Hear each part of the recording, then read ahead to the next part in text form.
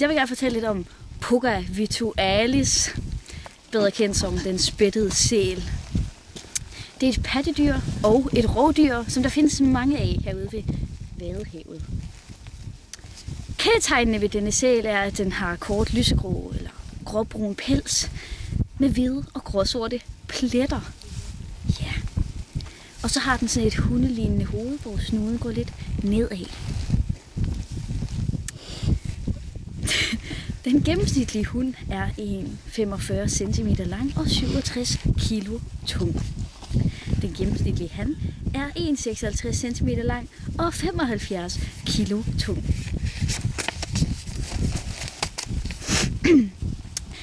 Det er den eneste sæl, som vi med sikkerhed ved yngler i Danmark som regel i juni-juli måned. Den er så gravid i 11 måneder og føder derefter en unge. Den er kønsmoden ved 130 cm og cirka 3-5 år i sælår, som er det samme som menneskeår. Disse spættede sæle lever i flokke af varieret størrelse. Og i disse flokke er der ingen social struktur, alle elsker alle, og der er ingen hakkeorden. De lever på sandstrande og uforstyrrede småøer, som for eksempel Vadehavet, Vadestranden.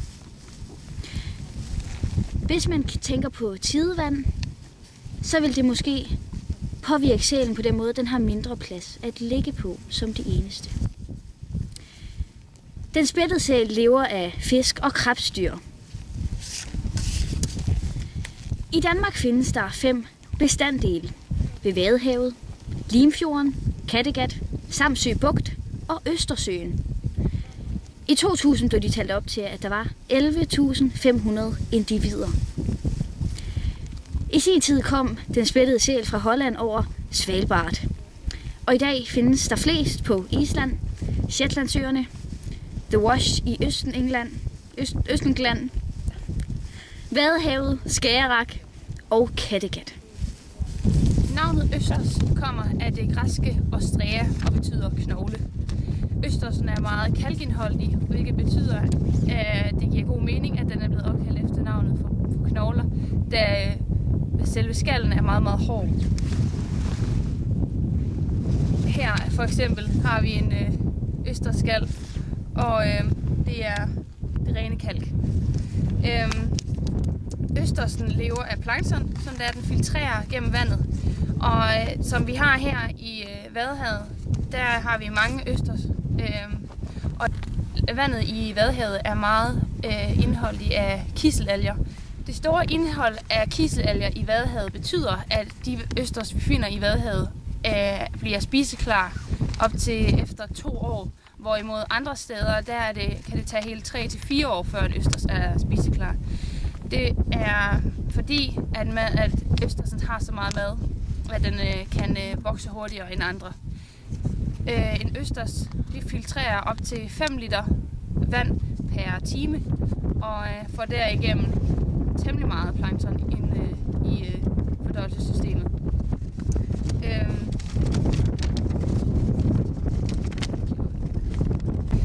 Østersen starter ud med at være en lille larve, der svømmer rundt i vandet i cirka 2 uger, hvor den så til sidst finder et fast sted at sætte sig fast, og der er den så resten af sit liv.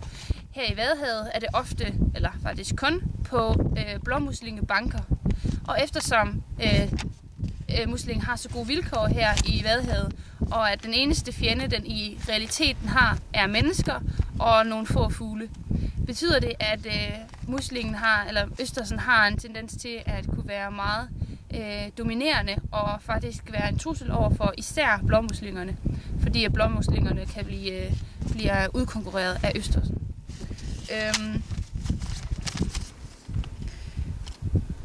Østersen er ikke oprindeligt et originalt dyr i Vadehavet. Det er kommet udefra. Det var originalt, var det meningen, at det skulle være under kontrol. Men som man kan se i dag på det overvældende antal af østers, vi kan finde her i Vadehavet for eksempel, er det, at østersen altså fik mulighed for at få sig et ordentligt økosystem. Nej, det kan man ikke sige. fandt sig en vej til at få et ordentligt levevis her. Så det vil altså sige, at østersen kommer udefra, og det vil faktisk også sige, at for 12 år siden havde vi ikke østers her i Vadehavet. Men det er ikke ensbetydende med, at det er første gang, at vi har fået østers til Danmark. De har været her før, men er blevet udryddet. Men nu er de her, og sandsynligvis for at blive. Okay. Planterne ved Vadehavet, det skal kunne klare meget. Det skal være meget hårdfør, da det er et meget barsk miljø. Saliniteten den ligger på 25-35 promille generelt ude i Vadehavet, men kan variere mere. Det område på Vadehavet, hvor der er ofte oversvømmelse, der er der høj salinitet, da vandet ofte kan komme ind med saltet igen, og det ikke når at fordampe det hele. De områder, hvor der meget, meget sjældent kommer vand ind, der er der meget, meget lav salinitet, da regnvand det kommer og skyller salten væk i jorden. Som vi kan se, så har jeg Vadehavet i baggrunden. Og Vadehavet, det er bosted for en masse forskellige fisk. Der er fisk som for eksempel tunge og skrabbe, og så den, som vi alle sammen kender, rødspætten. Rødspætten er en fladfisk, som kom fra Middelhavet og langs Europas kyster. I dag er rødspætten at finde fra Nord-Norge og ned til Middelhavet. Rødspætten den spiser børsteorme og muslinger, og så har den også nogle fjender, nemlig dem, den spises af, som er torsk og krabber, men især også mennesker. Rødspætterne er højrevendte, det vil sige, at det er den højre side af fisken, der vender opad. Navnet rødspætte kommer fra fiskens udseende, nemlig at den har en masse røde prikker på oversiden, og desuden kan man kende den ved, at den har en helt glat hud og en række benknuder bag øjnene. Rødspætten starter sit liv blandt 50-500.000 andre glasklare rødspætteæg, der svæver rundt i planktonet. Efter 10-30 dage udklækkes den lille fiskelarve, som ligner en ganske almindelig fisk. Noget, der er meget karakteristisk for rødspætten og andre fladfisk for den sags skyld, er øjets rejse. Når rødspætten er ca. 10 mm lang, begynder en forvandling, hvor det venstre øje vandrer over på den højre side af hovedet. Når fisken er mellem 12 og 14 mm, begynder den lille fladfisk at søge mod bunden. For ikke at blive spist, søger rødspætten ind på lavt vand, og man kan derfor være heldig at fange en i løbet af forsommeren. Vadehavet er et rigtig godt vækstområde.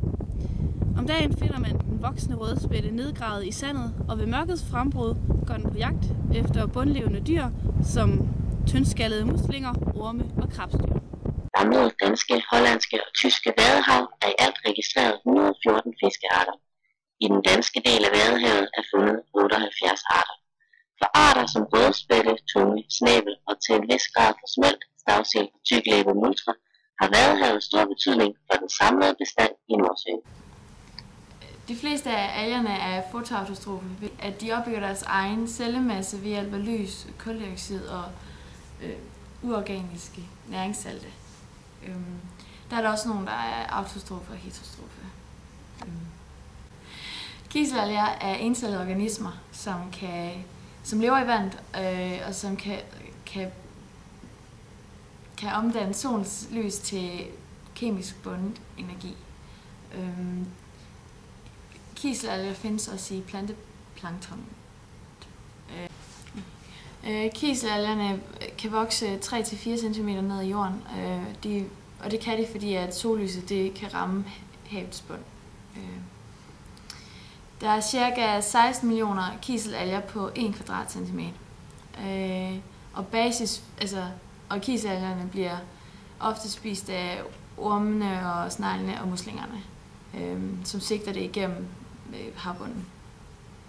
Kiselalgerne er noget af det vigtigste ved fødekæden ved Vadehavet, fordi at det er dem, der er føden til bunddyrene, som gør, at der så er mad til fuglene og det. Så kiselalgerne er noget af det vigtigste ved fødekæden ved Vadehavet. Nu vil jeg så fortælle lidt om Arenicola marina, bedre kendt som sandormen. Og det er ikke det fiskepubæ, man tror det er.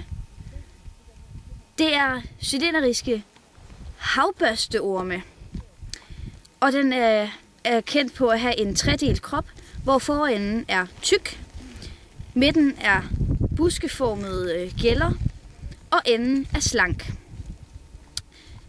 Den har mange varierede farver, oftest lyserød, men også rød, grøn, brun og sort.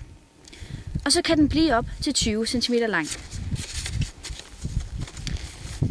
Sandormen lever på sandbund på lavt vand. I de danske farvande, specielt ved Vadehavet. Den graver sig så 1-20 cm ned i jorden i en U- eller L-formet rør. Den lever af organisk materiale fra sand, som sluges, og næringen optages så af sandormen og udskilles fra bagenden i sandpølser, som altså er det, der ligner orme. Sandormen bliver spist af andre dyr, så den er måske temmelig langt nede i fødekæden. Sandormen er også en hermafroditorm, og er altså både han og hunner.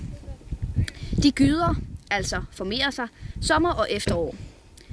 Æg og sæd gydes frit i vandet, og derefter kommer der larver, som også lever på sandbunden. Et andet dyr, der kan ses i Vadehavet året rundt, er fuglene. Og Vadehavet er specielt kendt for sin store mængde af fugle. De fugle, der kommer til Vadehavet og holder hvile, er der for at genopbygge deres fedtdepoter til deres videre rejse imellem ynglepladserne. Ja, altså føden topper i sommermånederne, hvor der kommer tusindvis af vadehavsfugle til Vadehavet.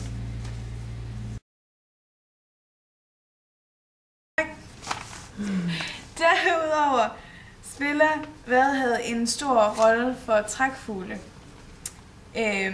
da der er over 300.000 trækfugle gennem området hele tiden. Blandt de trækfugle, der kommer til Vadehavet og bruger den til ligesom deres fødested og ynglepladser, kan der nævnes fiskehajer, kortnæbbet gås, bramgås, mørkbud, knortegås med flere. Ved Vadehavet kan der også ses mange ynglefugle, blandt andet brushane, ryle, edderfugl og engpiber med flere. Og det er meget risikofuldt for dem at yngle i vaden. Altså fuglene, de ruer på jorden, og det medfører, at de er til let bytte for deres fjender. Men samtidig har de også gode muligheder for at finde føde. Så de fugle, der så vælger at yngle ved Vadehavet, har udviklet forskellige metoder for at undgå de dyr, der har tænkt sig at æde dem. Blandt dette kan fx være, at de spiller syge, når f.eks. en ræv prøver på at nærme sig.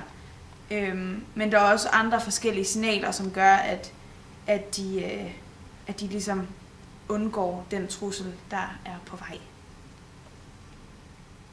Ved Vadehavets fugle er det meget karakteristisk, at de har det lange næb, hvilket gør det meget nyttigt for dem at finde føde ned i vaden, fordi deres lange næb kan ligesom gå ned, og så får de føden.